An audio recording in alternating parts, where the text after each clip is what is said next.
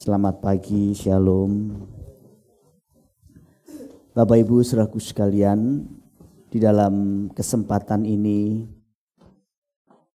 saya akan menyampaikan lanjutan dari eksposisi Injil Matius, dan hari ini kita membahas eksposisi Injil Matius ke seri yang ke-160. Saya memberi judul tema khotbah saya hari ini, peringatan akan hari penghakiman dan janji penyertaan Allah. Saya mereview sedikit apa yang saya sampaikan minggu lalu, bahwa pada zaman itu orang-orang punya pilihan. Mereka punya pilihan untuk mencari keselamatan sendiri dari aniaya yang hebat. Mereka punya kesempatan untuk menyelamatkan nyawanya, mencari aman, tetapi hanya untuk sementara. Mereka bisa kehilangan nyawanya dalam arti kekal, dalam arti abadi. Tetapi orang Kristen juga punya pilihan yang kedua. Mereka berani menyerahkan nyawanya, berani kehilangan nyawanya karena aniaya, karena Injil yang mereka percayai. Mereka kehilangan nyawanya, tetapi mereka mendapatkan kehidupan yang sejati dan abadi. Bahwa orang-orang Kristen bisa saja kehilangan nyawanya karena Yesus selama ia mengiring Yesus. Namun orang Kristen tidak pernah kehilangan jiwanya. Ini yang harus menjadi catatan penting bagi kita. Kita bisa kehilangan nyawa kita karena iman kita, tapi kita tidak bisa kehilangan jiwa kita. Jangan kita mau tukar, kita rela kehilangan jiwa kita dan terpisah dengan Allah selamanya di keabadian demi mendapatkan nyawa kita untuk sementara di dunia ini. Memang kalau zaman sekarang kita tidak diperhadapkan dengan aniaya fisik. Mungkin kita tidak mengalami masa-masa sukar seperti yang dialami oleh jemaat mula-mula, di mana betul-betul mereka mempertaruhkan nyawanya untuk imannya.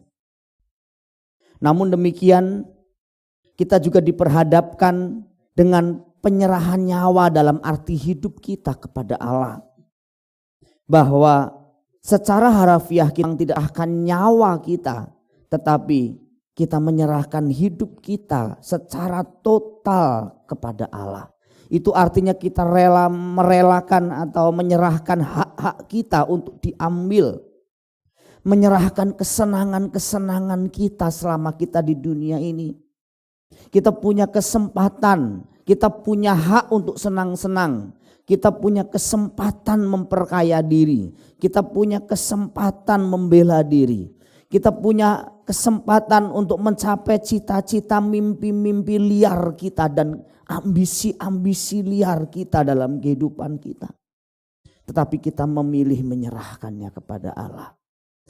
Kita punya pilihan hidup nyaman jauh dari gangguan, kebisingan pelayanan. Kita punya pilihan untuk seperti itu selama kita mengiring Tuhan. Kita punya pengumpulan uang, meningkatkan jumlah deposito kita dari bulan ke bulan. Kita punya kesempatan untuk di waktu-waktu khusus tidur lebih lama, istirahat lebih panjang, jalan-jalan lebih banyak. Tetapi kita memilih menyerahkannya kepada Allah dan memakainya untuk kepentingan kebaikan sesama kita. Jadi kita punya dua pilihan Bapak Ibu saudaraku sekalian. Apakah kita rela menyerahkan atau kehilangan hidup kita dalam arti kehidupan fana, kehidupan jasmania, kehidupan wajar, kehidupan dengan siklus manusia kita yang disebut bios. Dari janin, lahir, jadi anak-anak, remaja, pemuda, nikah sampai kita meninggal dunia. Demi mendapatkan kehidupan yang sejati dan abadi. Atau Mengorbankan kehidupan kita yang abadi, yang sejati demi mengejar, demi mendapatkan kehidupan kita yang fana di dunia ini. Kemarin pertemuan yang lalu saya sampaikan, orang-orang yang kecuali dalam kondisi darurat hanya fokus memikirkan kebutuhan fisiknya semata, makan, minum, pakaian, tidak ubahnya seperti makhluk hidup setara dengan hewan bahkan tumbuhan. Tapi manusia adalah makhluk roh. Itu sebabnya fokus manusia, orientasi manusia seharusnya bukan fisik. Karena fisik kita ini nanti akan berakhir. Hanya diberi batasan 60, 70, 80 tahun. Tetapi jiwa kita kekal, roh kita kekal. Jiwa yang kekal, roh yang kekal inilah yang harus kita rawat selama di dunia, yang harus betul-betul kita persiapkan untuk memasuki satu kekekalan, satu kemah abadi, tempat abadi yang tidak ada batasan waktu. Bapak Ibu, saudaraku sekalian. Betapa menyedihkannya betapa terkejut dan menyedihkannya dan betapa menyesalnya kita kalau suatu hari ketika kita bangun dari kesadaran kita, kita menyadari bahwa kita ternyata telah memutuskan, telah mengambil keputusan besar dalam hidup kita, telah melakukan banyak hal dalam hidup ini yang tidak ada dampaknya di dalam perubahan manusia batiniah kita. Tapi kita menyadarinya terlambat. Mungkin waktu itu kita sudah tidak bisa lagi untuk membetulkan apa yang perlu dibetul. Tetapi puji Tuhan kalau kita menyadarinya mungkin sekarang kita tersadar, oh ya aku memutuskan banyak hal yang salah di dalam hidupku. Aku melakukan banyak yang salah dalam hidupku. Aku mengejar yang fana, aku mengejar yang lahiriah. Tetapi aku tidak prioritas, tidak betul-betul fokus membenahi manusia batiniahku. Aku tersadar, aku seperti bangun dari mimpiku dan aku mulai berbenah diri. Puji Tuhan kalau sadarnya itu kita masih punya kesempatan loh Bapak Ibu. Jangan Bapak Ibu suruh pikir itu pendeta ini sudah sepenuhnya sadar. Kadang-kadang pendeta ini sadarnya bertahap juga. Kadang-kadang dalam perenungan saya itu begini berpikir. Kok dulu saya kanak-kanak banget ya. Kok dulu saya egois banget ya. Kadang berpikirnya tuh sudah lama begitu Bapak Ibu. Tapi syukur juga, oh terima kasih Bapak, kau masih memberikan aku kesempatan untuk berbenah diri. Kok dulu aku orientasi uang banget ya. Kok dulu aku masih mengedepankan harga diri ya. Kok dulu saya egois banget ya. Tetapi dalam perjalanan waktu Tuhan banyak menyadarkan saya. Dan puji Tuhannya saya belum mati. Saya belum di keabadian. Saya masih bisa bertobat dan berbenah diri. Itu sebabnya Matius mengatakan, untuk apa engkau mendapatkan seluruh dunia ini tapi engkau kehilangan jiwamu. Seluruh dunia itu bicara mengenai kekhawatiran. Sistem dunia ini yang begitu jahat, tipu daya, daya pikat dan kesenangan dunia ini yang betul-betul dikejar, dicari banyak orang. Kemarin saya sampaikan juga mengenai harta. Dan ada 3 kebenaran tentang harta harus dicari baik-baik. Yang pertama, harta tidak bisa kita bawa mati. Silahkan bawa uang kita sebanyak-banyaknya di dunia ini, tapi tidak bisa di kekekalan. Itu sebabnya kalau kita masih punya kesempatan menggunakan uang kita di dunia ini untuk berbuat baik, untuk menolong orang, mendukung pekerjaan Tuhan, membahagiakan keluarga kita, lakukan. Karena habis nyawa kita putus, uang tidak bisa kita bawa. Kebenaran yang kedua tentang harta atau uang tidak bisa menolong kita. Alkitab mengatakan pada hari kemurkaan harta tidak berguna, tetapi kebenaran melepaskan orang dari maut. Harta kita tidak ada gunanya nanti di sidang pengadilan Tuhan. Sama sekali tidak menolong. Di dunia ini sedikit menolong. Karena hakim masih bisa disuap. Jaksa masih bisa disuap. Tetapi hakim yang adil tidak bisa disuap. Sekali lagi, kalau kita masih punya kesempatan menggunakan uang kita di dunia ini untuk keabadian, yang disebut mengumpulkan harta di surga, lakukan. Karena uang kita di sana tidak bisa menolong kita. Dan yang ketiga, harta atau uang itu harus dipertanggungjawabkan, dan ini mengerikan sekali. Kita harus mempertanggungjawabkan dari mana uang itu kita dapat dan bagaimana kita menggunakan uang itu. Kalau cara mendapatkannya salah, kita akan menghadapi kengerian yang luar biasa. Cara menggunakannya salah, kita juga akan menghadapi kengerian yang luar biasa. Ini bukan soal membunuh, mencuri, berzina, bukan. Soal mempergunakan uang itu kadang-kadang tipis sekali Bapak Ibu. Orang kaya dalam Lukas pasal 16 itu tidak membunuh, tidak mencuri, tidak berzina, tidak dicatat di sana. Mungkin dia orang yang baik. Hanya dia tidak melakukan apa yang harus dilakukan dengan hartanya. Adalah seharusnya yang miskin di depan matanya. Sebenarnya dia bisa menolong. Dia punya makanan yang limpah. Dia pasti juga punya uang yang limpah. Dia bisa tolong. Dia bisa bawa Lazarus ke klinik, dia bisa kasih makan, tetapi dia nggak melakukannya. Jadi dosa orang kaya ini bukan apa yang dilakukannya, seperti membunuh, berzina, mencuri, memukul orang, tetapi apa yang tidak dilakukannya selama ia ada di dunia ini. Jadi yang tidak kita lakukan saja, itu dampaknya mengerikan. Oke, kita punya uang banyak, kita punya waktu banyak, kita punya potensi yang luar biasa. Kita bisa berbuat sesuatu, tapi berbuat sesuatu kita akan berhadapan di sidang pengadilan Tuhan. Itu sebabnya Bapak Ibu Saudaraku sekalian, punya uang yang banyak bukan mudah, sulit sekali. Dan saya berpikir kayaknya saya tidak sanggup. Itu juga mungkin yang membuat Allah tidak mempercayakan saya banyak uang. Kadang-kadang saya bayangin juga dalam perenungan, dalam mimpi-mimpi saya, perenungan saya begini. Ini misalnya ada orang datang sama saya, Pak, ini saya titip uang 1 triliun sama Bapak. Terus saya mikir juga, wah 1 triliun. Terus diapain coba? Bener gak uang 1 triliun itu kira-kira saya bisa manage dengan baik? Saya bisa pergunakan untuk menolong orang, membangun sekolah dan lain-lain. Atau jangan-jangan separuhnya saya simpen dulu. Buat apa? Buat kepentingan saya dan keluarga saya. Jangan 1 triliun ya, 1 miliar dulu deh. Kalau Tuhan titipkan saya uang 1 miliar. Hambaku titip 1 miliar buat kamu. Saya juga punya bayangan 1 miliar. Apakah betul-betul uang 1 miliar titipan dari Tuhan itu betul-betul saya pergunakan dengan sebaik-baiknya untuk menolong sesama, untuk mendukung pekerjaan Tuhan, atau seperti Ananias Safira, saya ngomongnya kepada jemaat, saya pakai semuanya untuk kemuliaan nama Tuhan. Separuhnya saya pakai untuk kepentingan pribadi saya. Wah, itu pertanggungjawabannya berat sekali Bapak Ibu Saudaraku sekalian. Dan saya sepertinya belum sanggup.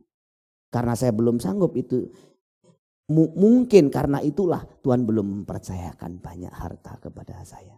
Jadi kalau saya lihat dari saudara-saudara ini juga sepertinya begitu. Kayaknya baru sedikit mau deal bisnis, tender, proyek yang lumayan gitu ya, penjualan properti yang lumayan, terus tiba-tiba kayaknya gagal gitu.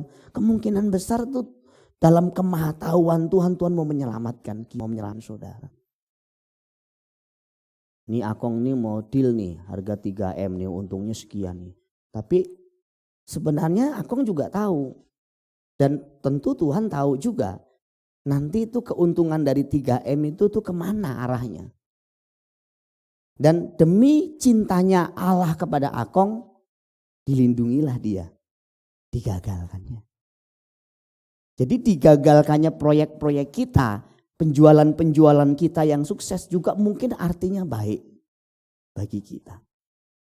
Nah, Bapak Ibu Saudaraku sekalian, kita masuk di ayat 27. Sebab anak manusia akan datang dalam kemuliaan Bapanya, diiringi malaikat-malaikatnya pada waktu itu.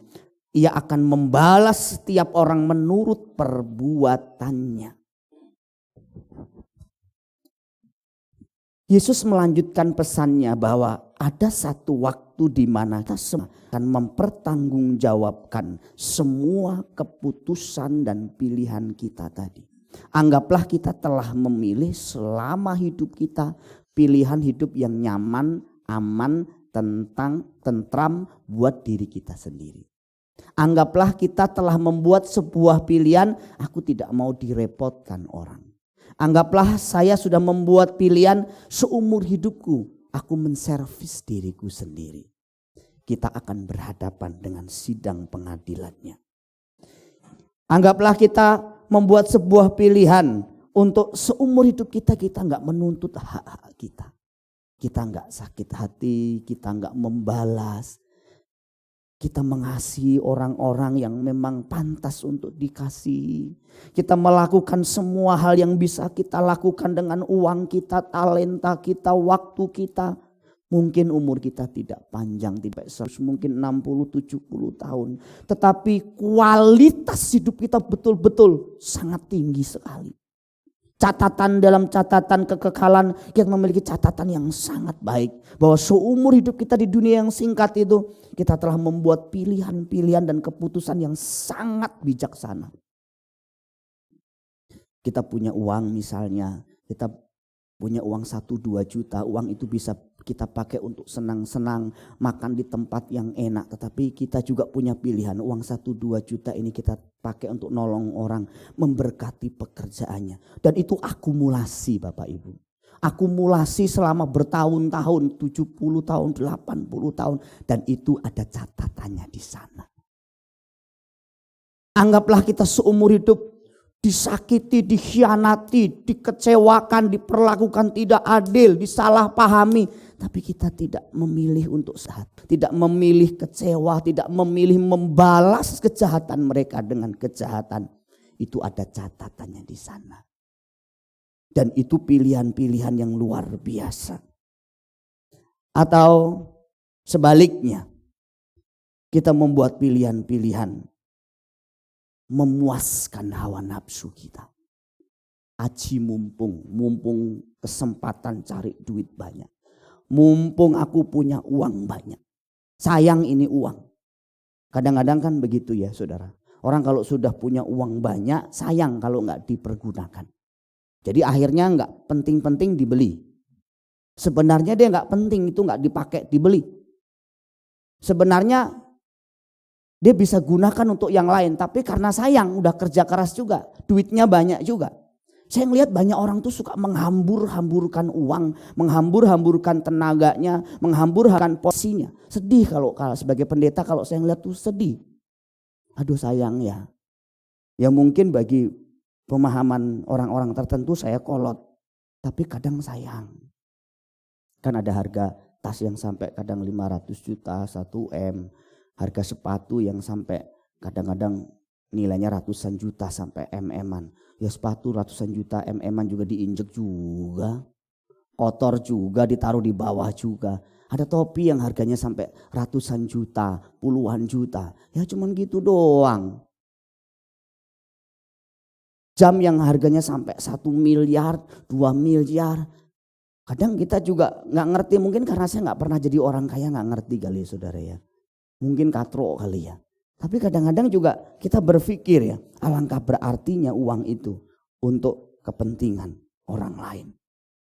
Dan Bapak Ibu Saudaraku sekalian, maka kita berhadapan dengan satu sidang pengadilan Tuhan yang mengerikan dan termasuk membahagiakan bagi kita. Di mana Ia akan berkata kepada kita seperti Ia berkata kepada kelompok kambing dan kelompok domba dalam Matius pasal 25 ayat 31 sampai 46. Ayat 41-43 itu adalah orang-orang yang mendapati dirinya selama di dunia ini dia tidak betul-betul berbuat baik bagi sesamanya.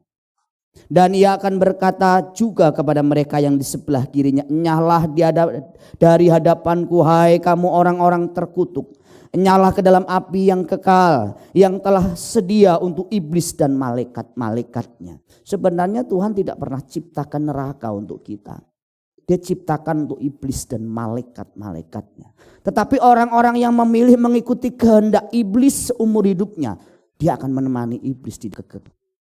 Itu sebabnya Yesus berkata, bapamu bukan Abraham, bapamu tuh iblis. Karena kamu ingin membunuh aku. Orang yang benci sama orang lain, orang yang mau jahatin orang, itu adalah melakukan kehendak iblis. Dan orang yang melakukan kehendak iblis akan ketemu iblis di keabadian, di kekekalan. Sebab ketika aku lapar, kamu tidak memberi aku makan. Ketika aku haus, kamu tidak memberi aku minum. Ketika aku seorang asing, kamu tidak memberi aku tumpangan. Ketika aku telanjang, kamu tidak memberi aku pakaian. Ketika aku sakit dan dalam penjara, kamu tidak melawat aku. Ini Tuhan yang bicara, seolah-olah Tuhan yang diperhatikan selama di dunia. Jadi memang betul Bapak Ibu. Di ayat berikutnya Yesus berkata, apapun yang engkau tidak lakukan untuk hambaku yang paling hina ini, engkau juga tidak melakukannya untuk aku. Artinya, apapun perbuatan baik yang kita lakukan untuk sesama kita atau yang tidak kita lakukan untuk sesama kita, kita sama juga artinya sudah melakukannya untuk Tuhan. Kalau sudah untuk Tuhan, kita nggak perlu nginget-nginget kebaikan kita. Orang misalnya kita tolong, kemudian orang itu tidak membalas menolong kita, puji Tuhan. Upah kita utuh di sana. Jangan malah begini, ditolong nggak tahu diri. Kalau begitu saya nggak mau tolong. Berarti kita menolong tetapi dengan motif yang bengkok. Kalau menolong berhenti sampai menolong titik.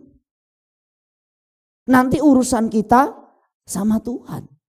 Nah yang ditolong yang tidak tahu diri itu seandainya ada, itu urusannya dengan Tuhan. Bukan dengan kita. Atau seperti dalam Matius pasal 7 ayat 21-23. Kepada para pelayan palsu yang menganggap telah melakukan pelang hebat bernubuat. Melakukan berbagai mujizat dan mengusir setan. Yesus berkata, pada waktu itulah aku akan berterus terang kepada mereka dan berkata, aku tidak pernah mengenal kamu. Enyahlah daripadaku kamu sekalian pembuat kejahatan. Seperti pada seorang hamba yang malas, yang tidak produktif, yang tidak berguna bagi kebaikan sesamanya, serta penuh prasangka kepada majikannya dalam ayat 23, 24, 25 Matius pasal 25. Kan ada orang-orang yang seperti ini Bapak Ibu. Orang-orang yang selama hidupnya tidak produktif. Dia punya talenta, dia punya uang, dia punya waktu, tapi tidak produktif untuk sesamanya.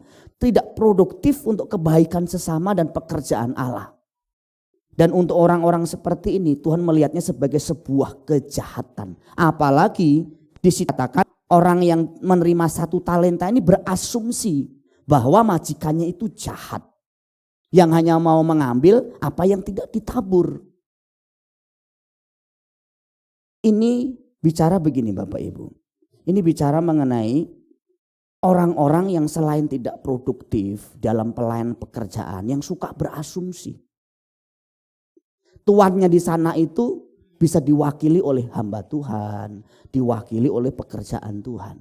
Ada orang berkata begini, buat apa saya melayani di gereja? Enak dong pendetanya. Pendetanya kerja apa? Nanti makan perpuluhan. Mending saya nggak perpuluhan. Nanti pendetanya tidur-tiduran, mending saya nggak pelayanan. Nah ini sama persis Bapak Ibu. Dan orang-orang seperti ini adalah orang-orang yang mau hanya menerima dalam hidupnya, cari aman, tidak berani mengambil resiko. Dan Yesus berkata kepada sampanlah yang tidak berguna itu dalam kegelapan yang paling gelap. Di sanalah akan terdapat ratap dan kertak gigi. Begini Bapak Ibu, mungkin gereja pernah mengecewakan engkau. Mungkin pemimpinmu pernah mengecewakan engkau, termasuk saya. Mungkin manusia yang pernah engkau tolong pernah mengecewakan engkau. Catat baik-baik, Tuhan tidak pernah mengecewakan engkau.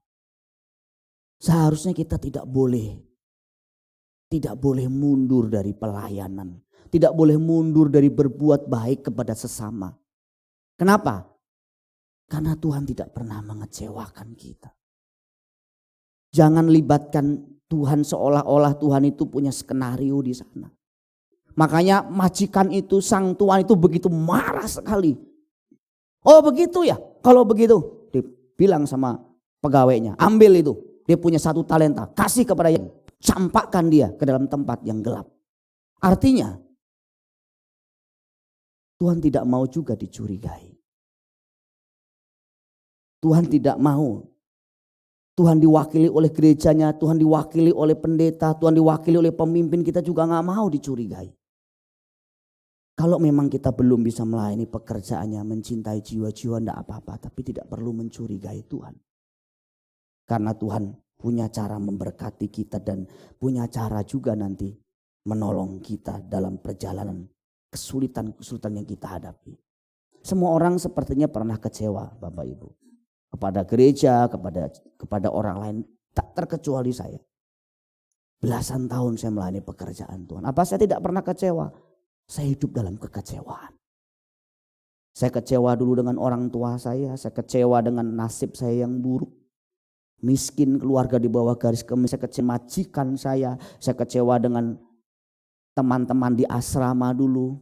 Saya kecewa dengan teman-teman pelayanan, saya kecewa dengan gembala jemaat saya banyak kecewa dalam hidup saya. Tetapi puji Tuhan, mata batin saya dibukakan. Dan saya mengucap syukur. Orang-orang yang pernah saya anggap berbuat jahat dalam hidup saya, menyakiti hati saya. Tetapi juga akhirnya saya sadari mereka adalah alat-alat Tuhan yang luar biasa untuk menghaluskan karakter saya. Itu sebabnya sampai hari ini di hadapan Tuhan saya sampaikan, tidak ada satupun dari mereka yang saya benci. Dan saya betul-betul dengan pikiran dan hati yang terbuka, saya menganggap mereka adalah hamba-hamba Tuhan yang membentuk saya. Majikan saya misalnya saya sudah temui lebih dari 5 kali. Bahkan sudah datang ke sini juga, melihat atas sini. Saya antarkan untuk cari tempat gereja. Orang yang saya anggap dulu galak, keras, menyakiti hati saya, Tuhan pun bisa pakai. Termasuk pelayanan. Dulu saya banyak kecewa dengan pelayanan, terutama dengan kakak-kakak senior. Gak adil gereja tempat saya melayani dulu. Kenapa tidak adil? Senior-senior itu banyak nganggur. Kalau minggu siang udah tidur. Tidurnya di satu tempat yang dindingnya itu terbuat dari kaca sebagian. Itu seperti sudah tertutup kabut karena dinginnya. Saya sudah dari berapa hari kurang tidur, cuma 1-2 jam tidur. Dari hari Jumat, Sabtu, Minggu. Itu saya banyak di gedung pertemuan. Kaki saya udah mau putus. Makan kadang-kadang di cabang hanya mie instan.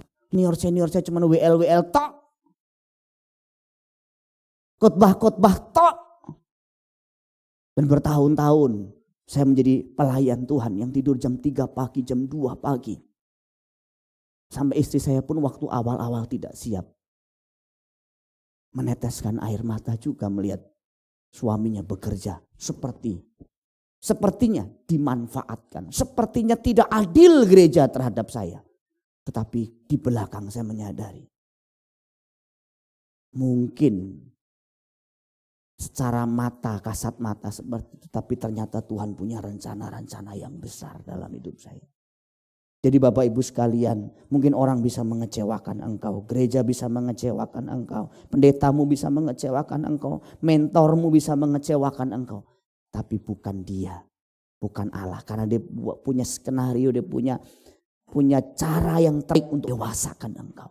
Dan mungkin kadang-kadang cuma satu-satunya cara itu yang pantas, yang pas buat saudara dan saya. Jadi orang lain kenapa gak begitu? Karena gak tepat, yang lain gak pas di situ. Yang pas itu saudara, yang pas itu saya. Makanya kisah kita beda-beda. Perjalanan menyakitkan kita beda-beda. Tapi semua bisa dipakai Tuhan menjadi berkat bagi orang lain. Kemarin dalam POP saya katakan. Jemaat mula-mula itu menghadapi aniaya yang begitu hebat. Tapi mereka setia. Dan kesetiaannya itu menjadi teladan bagi orang-orang yang hidup setelahnya termasuk kita. Kesetiaan mereka sampai mau mati dicabik-cabik, dibakar hidup itu tuh membuat kita punya inspirasi, kekuatan untuk menjadi orang Kristen yang benar. Kesetiaan senior kita, loyalitas orang-orang kakak-kakak kita yang melayani Tuhan habis-habisan itu menjadi teladan dan inspirasi bagi kita. Kok ada ya orang begitu ya kerja dari pagi sampai malam, udah capek luar biasa, dia mending tidur aja di rumah. Tapi dia bela-belain ya, menolong orang, menolong pekerjaan Tuhan. Kok ada ya orang begitu? Kok saya banyak waktu, saya santai. Kok saya begini? Wah gak boleh nih. Kok ada ya orang hidup pas-pasan tapi bisa memberi. Saya uang limpah tapi kok gak bisa memberi. Kok orang punya begitu banyak potensi ya.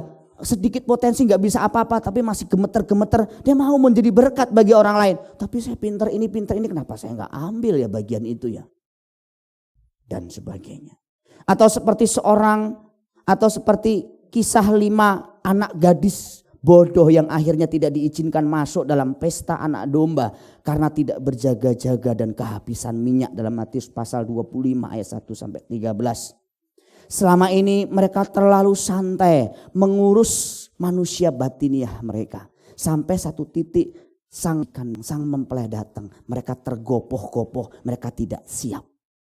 Selama ini mereka berpikir, aku nanti bisa pinjam minyak dari temanku. Aku bisa pinjam lampu dari temanku. Tapi perhatikan, dalam hidup ini kita tidak bisa selalu meminjam kekayaan rohani orang lain. Oke, sekarang Bapak Ibu sudah punya mentor yang baik, pendeta yang baik,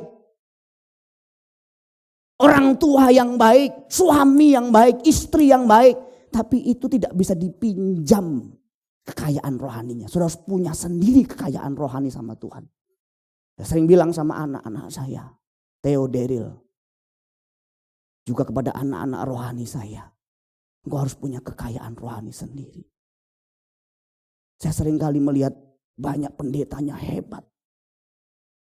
Banyak pendetanya orang luar biasa punya persekutuan yang intim dengan Tuhan. Tapi orang-orang yang ada di bawahnya ropos. Dia bangga dengan pendetanya yang hebat. Tetapi dia sendiri tidak pernah punya persekutuan dengan Tuhannya. Dia copy paste, dia taruh di status-statusnya nih. Pendetaku hebat, khotbahnya hebat, ajaran kebenarannya hebat. Tapi dia sendiri tidak betul-betul mengalami kebenaran itu. Mungkin orang bangga dengan orang tuanya pendeta, suaminya melayani Tuhan luar biasa. Dia bisa nebeng selama di dunia. Tetapi nanti di kekekalan kita gak bisa nebeng. Itu sebabnya saudara harus punya persekutuan dengan Tuhan pribadi. Pengenalan dengan Tuhan pribadi. Gak bisa nebeng terus, gak bisa. Saya juga berharap suatu hari SBC digantikan setelah saya orang yang lebih hebat dari saya. Lebih mencintai Tuhan, lebih mencintai jiwa-jiwa, lebih habis-habisan buat Tuhan. Itu yang sering saya tanamkan kepada teman-temanku, rekan-rekanku. Suatu hari mungkin saya akan pensiun, saya akan secara teknis di panggung saya pensiun. Saya akan banyak mementor, saya mungkin akan banyak berdoa syafaat. Saya akan melihat anak-anakku secara rohani. Mereka melayani Tuhan luar biasa. Mereka begitu punya hati mencintai jiwa-jiwa. Termasuk anak jasmaniku di kemudian hari tentunya. Satu hari aku akan melepas mereka dengan melihat mereka sudah mandiri mencintai Tuhan. Mereka punya kekayaan rohani sendiri. Dari mana orang bisa melihat kekayaan rohani? Pertama, dari bahasa-bahasa mulutnya. Kalau orang punya kekayaan rohani kelihatan dari lidahnya. Bukan hanya doanya, tapi bagaimana dia bersikap santun, baik, penuh kasih kepada orang lewat mulutnya. Yang kedua, kalau dia menghadapi masalah-masalah yang besar, kita belum menghadapi apa-apa. Anak-anakmu belum menghadapi apa-apa Bapak Ibu. Karena semua difasilitasi, semua dikasih uang. Tapi bagaimana suatu hari mereka betul-betul harus survive sendiri. Disitulah keaslian dari karakter kita, manusia batiniah kita akan terlihat jelas. Atau Bapak Ibu Saudaraku sekalian seperti seorang yang walaupun sudah diizinkan masuk dalam sebuah pesta dalam Matius pasal 22 ayat 13-14. Tetapi kemudian diusir oleh sang majikan. Dan berkata, ikatlah kaki dan tangan dan campakkan orang itu ke dalam kegelapan yang paling gelap. Di sanalah akan terdapat ratap dan gertak gigi. Sebab banyak yang dipanggil, banyak orang yang mendengar Injil. Yang ke gereja, tetapi sedikit yang dipilih, yang menghidupi kebenaran Injil. Yang melakukan yang diajarkan. Yang dengar banyak, ke gereja banyak, yang melakukan firman sedikit. Pakaian pesta Bapak Ibu dalam budaya Yahudi itu sudah disiapkan. Kalau orang diundang, sudah dikasih kain. Misalnya saya mengundang Yosua. Saya sebagai perwakilan raja. Saya undang kamu, raja ngundang kamu untuk hadir di pesta perkawinan anak raja. Ini bahan kainnya dikasih. Setelah itu nanti pas waktu hari pestanya, semua sudah harus menggunakan pakaian seperti bahan yang sudah diberikan. Makanya waktu dia bilang, kenapa kamu gak pakai pakaian pesta? Dia gak bilang, aku kan gak dikasih. Kan gak ada. Enggak, dia gak bisa berbantah. Dia gak bisa dalih karena pakaian bahan sudah dikasih. Dan dia tinggal jahit dan tinggal dipakai. Semua kita sudah punya firman, punya kebenaran. Kita dikasih fasilitas yang sama. Satu hari kita tidak bisa berkata, Tuhan, tapi aku gak diajarin di gerejaku.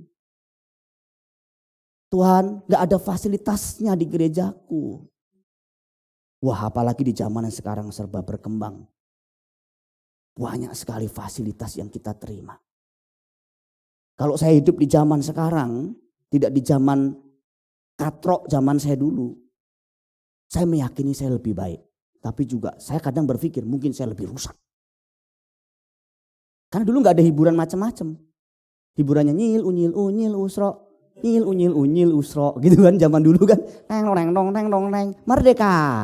Wah, itu udah seneng banget. Zaman dulu kita yang namanya pornografi langka. Dari mana? Dari corek-corek, gambar corek. Zaman sekarang tinggal klik. Di internet, di Google muncul. Zaman dulu ya betul-betul kalau gak ada uang ya gak ada uang. Gak ada makan ya gak ada makan. Kalau sekarang gak ada uang itu artinya gak ada uang cash. Gak ada makan itu artinya gak masak. Tapi bisa telepon. Theo pulang 2:30. Pi, gak ada makan Pi? Gak ada. Telepon aja lah. Gojek. Telepon aja pesan makan. Gampang ya. Zaman dulu. Eyang gak ada makan Eyang? Gak ada Le. Sambil mewek. Gak ada Le. Bentar ya Le. Artinya Eyang itu masih pinjem dulu ke tetangga. Pinjem uang dulu. Cari yang bisa dipinjemin. Atau cari daun-daunan yang bisa dimasak. Supaya anaknya makan. Atau utang beras dulu. Jadi betul-betul kita kalau gak ada makanan. Saya pergi cari rumput dalam kondisi air mata netes loh. Lapar. Nah lapar. Kadang pun makan nasinya warna putih sekarang. Warnanya merah. Darah dong, bukan. Daging dong, bukan. Tiwul. You know tiwul? Nggak tahu kan? Wah, tiwul itu makanan yang enak, saudara. Bagi saudara sekarang, bagi saya yang enggak enak. Kan ada orang sekarang, tiwul, enak nih. Ini. Kan pernah kan satu kali ketemu sama teman-teman gitu. Jadi makan cenil, tiwul gitu ya. Ya orang-orang yang tidak pernah susah makan tiwul seperti saya enak. Tapi saya trauma, bro. Ikan asin. Kok yang seneng banget makan ikan asin? Saya trauma, saudara. Kenapa? Karena hampir tiap hari makan ikan asin. Ikan asin tiwul. Lihat adik saya yang kecil yang Sadi itu makanya dikasih nasi putih kan. Kayaknya nasi putih aja enak gitu, ngeliatin aja. Terus kadang-kadang Eyang tuh kasihan nasi putihnya diambil sedikit.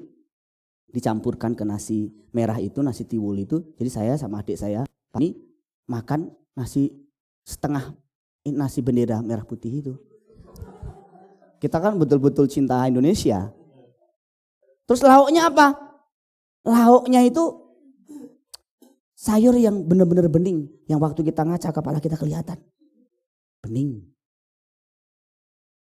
Anak sekarang gak, fasilitas sekolah banyak. Orang tua limpah dengan fasilitas. Malah gak mau sekolah.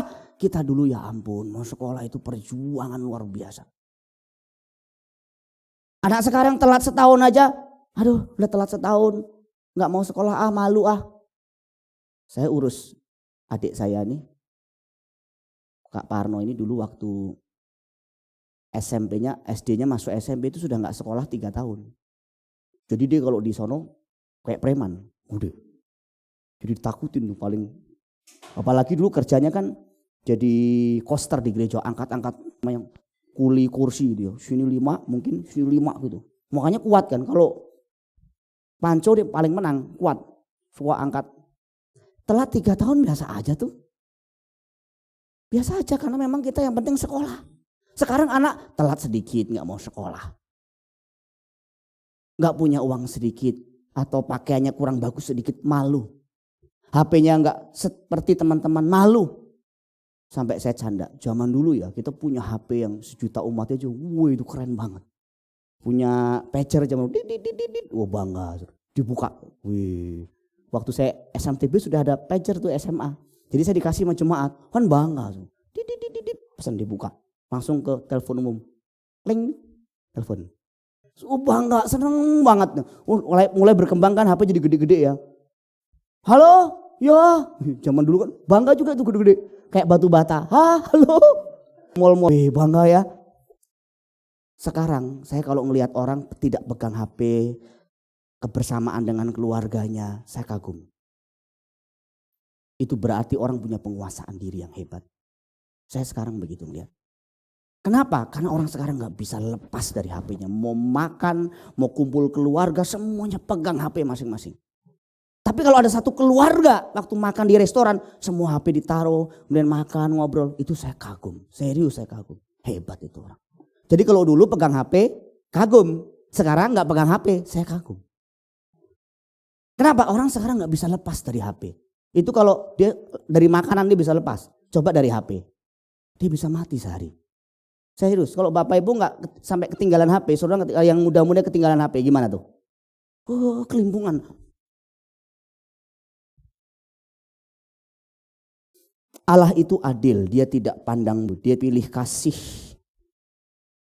Di dalam Roma pasal 2 ayat 5 sampai 11 ayat terakhir yang kita baca hari ini. Tetapi oleh kekerasan hatimu yang tidak mau bertobat, engkau menimbun murka atas dirimu sendiri pada hari waktu mana murka dan hukuman Allah yang adil akan dinyatakan. Ia akan membalas setiap orang menurut perbuatannya, bukan menurut iman kita. Ingat, menurut perbuatan kita.